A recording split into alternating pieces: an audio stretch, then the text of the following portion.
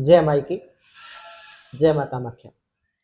क्या आप जानते हैं कि माँ बगलामुखी की साधना जितनी शक्तिशाली मानी जाती है, उतने ही कठोर नियमों और अनुशासन से जुड़ी हुई भी है। कई साधकों के अनुभव बताते हैं कि यदि साधना में छोटी सी भूल हो जाए तो उसका परिणाम उल्टा पड़ सकता है। इसलिए आज हम माँ बगलामुखी साधना के 8 गंभीर गलतियों के बारे में बात करेंगे, जिन्हें माँ बगलामुखी की साधना में अत्यंत दोषपूर्ण माना जाता है। यदि आप साधना मार्ग पर आगे बढ़ना चाहते हैं तो यह जानकारी आपके लिए अत्यंत महत्वपूर्ण हो सकती है। सबसे पहला और बड़ा दोष, बिना गुरु दीक्षा के साधना शुरू करना। तंत्र परंपरा में माना जाता है कि महाविद्या मंत्रों का सही उच्चारण सिद्धि केवल योग्य गुरु के मार्गदर्शन से ही संभव होती है, अन्यथा साधना का प्रभाव विपरीत हो सकता है।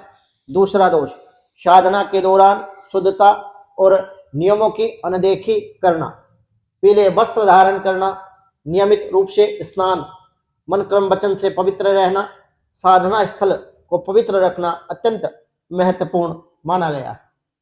तीसरी गलती, तामसिक आहार जैसे मांस, मदिरा, लहसुन, प्याज या फिर अन्य अशुद्ध या अभक्षण योग्य भोजन का सेवन करना, जिससे साधना की सात्विक ऊर्जा कमजोर हो सकती है और मानसिक अशांति भी उत्पन्न हो सकती है। चौथा गंभीर दोष है वाणी का दुरुपयोग करना, झूठ बोलना, किसी अन्यत्र व्यक्ति की निंदा करना, अपशब्द कहना, क्रोध या फिर व्यर्थ का विवाद करना। माँ को वाणी स्तंभन की देवी माना जाता है, इसलिए साधना काल में संयमित और सत्य वाणी का पालन करना अत्यंत महत्वपूर्ण है। पांचवा दोष, स्त्री शक्ति का अनादर करना, किसी महिला के प्रति अपमानजनक व्यवहार करना।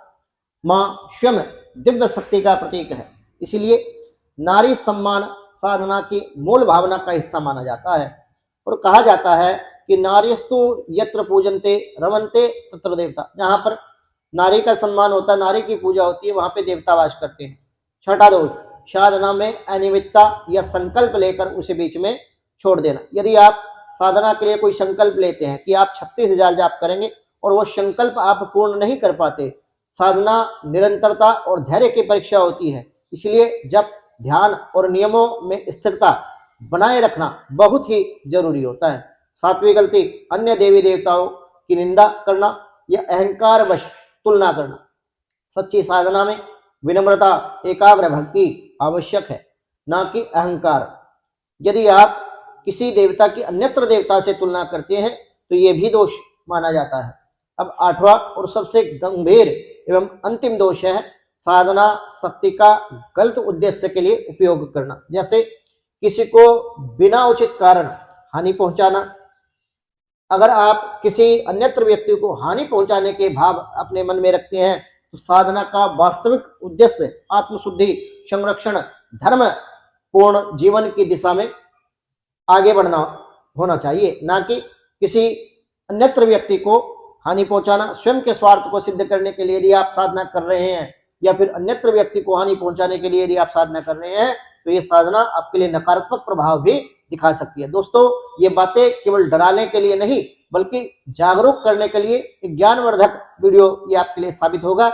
यदि आप वास्तव में माँ बगलामुखी या 10 महाविद्याओं में से किसी भी महाविद्या की कृपा अपने जीवन में प्राप्त करना चाहते हैं तो योग्य गुरु का मार्गदर्शन आप लें और नियमों का पालन करें। साधना में श्रद्धा व धैर्य बनाए रखें। यदि आपको यह वीडियो उपयोगी लगी हो तो वीडियो को लाइक करें और अपने अनुभव कमेंट बॉक्स में जरूर लिखें।